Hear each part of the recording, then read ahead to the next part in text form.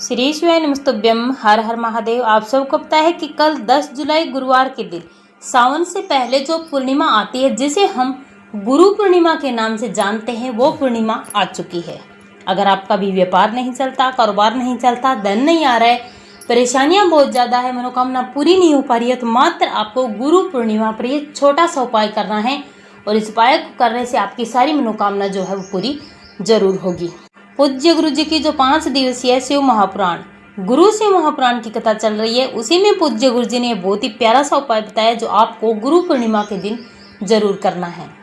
करना कैसे है बहुत ही विशेष रूप से आपको समझाऊंगा, परंतु उससे पहले अगर आप भी महादेव के सच्चे भक्त और महादेव की कृपा प्राप्त करना चाहते हैं तो चैनल को सब्सक्राइब करके कमेंट बॉक्स में हर हर महादेव जरूर लिखें। आज की वीडियो में हम पूज्य गुरु जी द्वारा बताए गए ऐसे 3 महाउपायों के बारे में बताने वाले हैं जो सिर्फ और सिर्फ आपको करना है गुरु पूर्णिमा के दिन। गुरु पूर्णिमा का दिन बहुत ही विशेष और खास होता है, इसीलिए आपको इस दिन ये उपाय जरूर करना चाहिए। अगर आप गुरु पूर्णिमा के दिन इस उपाय को करते हैं तो आपकी फूटी से फूटी किस्मत भी जाग जाती है, आपका दुर्भाग्य सौभाग्य में बदल जाता है।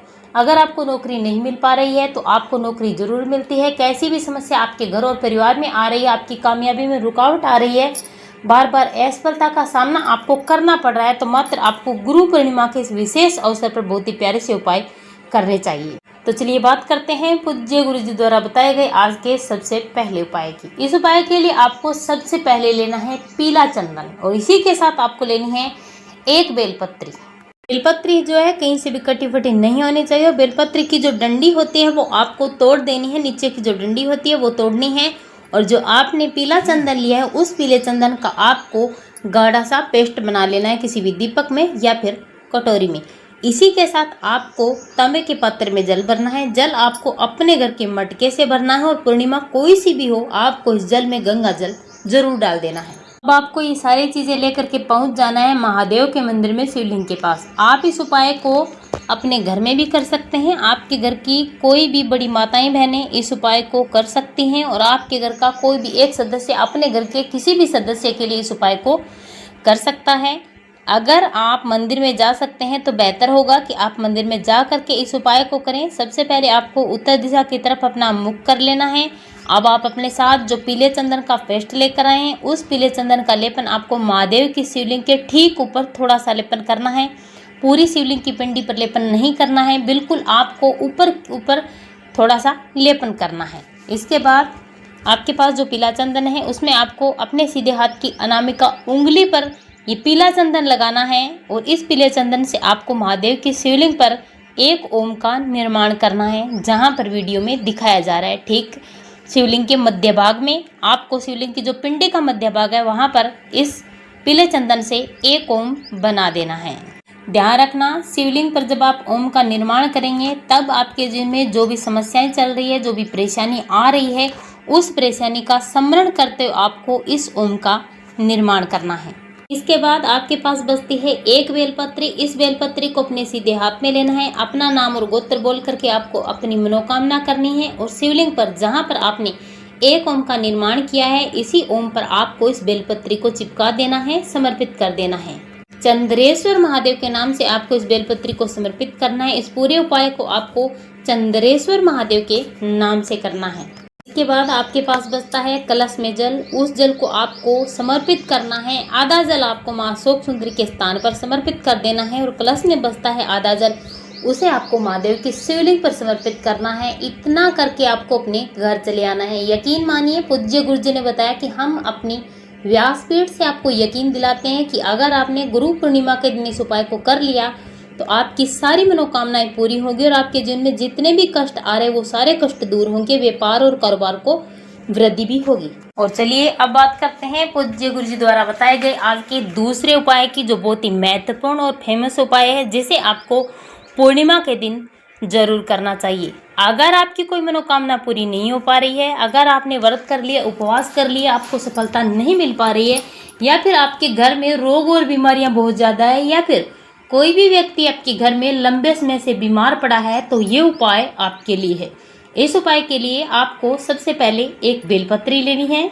इसी के साथ आपको लेना है चावल के दाने। चावल के दाने आपको सिर्फ और सिर्फ 2 लेने हैं। जो लेने हैं आपको अक्सर टूटे फूटे चावल के दाने आपको नहीं लेने हैं।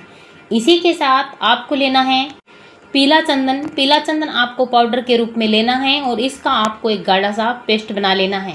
अब आपको एक कलश में जल भरना है और इन सारी चीज़ों को लेकर के आपको पहुंच जाना है महादेव के मंदिर में शिवलिंग के पास। अब आपको ध्यान से समझना है कि आपको इस उपाय को कैसे करना है, किस नियम से करना है। सबसे पहले आप अपने साथ जो पीला चंदन लेकर आए हैं उस पीले चंदन का थोड़ा सा लेपन आपको एक बिंदी लगा देनी है बेलपत्री की बड़ी वाली पत्ती पर। इसके बाद आपके पास 2 चावल के दाने हैं, उस 2 चावल के दानों को इसी बेलपत्री की बड़ी वाली पत्ती पर जहां पर आपने पीला चंदन लगाया पीले चंदन पर लगा देना है, यानी कि चिपका देना है। अब आपको यहाँ पर सबसे पहले 1 लोटा जल जो आप अपने साथ लेकर आए जिसमें आपने गंगा जल डाला है उसे श्री शिवाय नमस्तुभ्य मंत्र का जाप करते हुए महादेव की शिवलिंग पर पूरा का पूरा जल आपको समर्पित कर देना है। ध्यान रखना इस उपाय में सबसे पहले आपको जल समर्पित करना है। इसके बाद आपके पास जो एक बेलपत्री है जिस पर आपने पीला चंदन लगाया है, 2 चावल के दाने लगाए हैं, उसे आपको चंद्रेश्वर महादेव का स्मरण करते हुए चंद्रेश्वर महादेव के नाम से माता शोक सुंदरी के स्थान पर इस बेलपत्री को समर्पित कर देना है। अपनी मनोकामना करते हुए, अगर रोग है, बीमारी है, किसी भी प्रकार का कष्ट है तो अपने उस कष्ट का स्मरण करते हुए, बोलते हुए, महादेव से कहते हुए, माँ शोक सुंदरी से कह करके आपको शोक सुंदरी के स्थान पर इस बेलपत्री को समर्पित कर देना है। यहाँ पर आपको ध्यान देना है जिस तरफ आपने 2 चावल के दाने और पीला चंदन लगाया है वो आपको माँ शोक सुंदरी के स्थान पर शिवलिंग से टच करवाना है, यानी कि उस साइड को आपको नीचे की तरफ करना है, उसे आपको चिकनी वाली साइड पर ही लगाना है। ना करने के बाद जो व्यक्ति बीमार है जिसके लिए आप इस उपाय को कर रहे हैं उस व्यक्ति का नाम और गोत्र बोलना है, उस बीमारी को बोल देना है, उस काम को बोलना है और मनोकामना करके आपको अपने घर चले आना है। करके देखना, इस पूर्णिमा पर आप करेंगे और पूज्य गुरु जी ने बताया कि अगली पूर्णिमा आने तक जो भी मनोकामना है वो पूरी होगी और जितने भी रोग और बीमारी कष्ट हैं वो सारे दूर जरूर हो जाएंगे। चलिए बात करते हैं पूज्य गुरु जी द्वारा बताए गए आज के तीसरे उपाय की। ये उपाय है अगर आपके घर में कोई भी व्यक्ति क्रोध बहुत ज्यादा करता है, लड़ाई झगड़ा करता है, आपकी बात नहीं मानता, घर में अशांति रहती है, आपके घर की दशा ही बदल चुकी है और आप अगर अपने घर की स्थिति को अच्छा करना चाहते हैं, सुख और समृद्धि अगर आप इस पूर्णिमा से अपने घर में लाना चाहते हैं तो आपको इस उपाय को जरूर करना है। इस उपाय के लिए आपको 1 बेलपत्री लेनी है, इसी के साथ आपको साथ लेनी है चने की दाल और साथ ही साथ आपको 1 कलश में जल भरना है। अपने घर के मटके से तांबे के पात्र में जल भर लीजिए, उसमें थोड़ा सा गंगा जल डाल देना है। इन सारी चीज़ों को लेकर के आपको चले जाना है महादेव के मंदिर में शिवलिंग के पास। उत्तर दिशा की तरफ आपको अपना मुख कर लेना है। सबसे पहले आपके पास जो 1 लोटा शुद्ध जल है उसे महादेव की शिवलिंग पर चंद्रमौली महादेव के नाम से समर्पित कर देना है।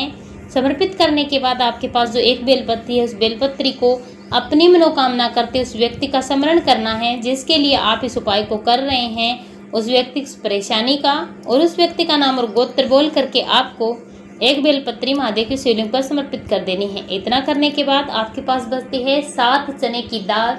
इस चने की दाल को भी आपको इसी बेलपत्री की बड़ी वाली पत्ती पर शिवलिंग पर समर्पित कर देना है। अपनी उस परेशानी को बोलना है जिसके लिए आप इस उपाय को कर रहे हैं। महादेव से अपनी मनोकामना करनी है और अपने घर चले आना है।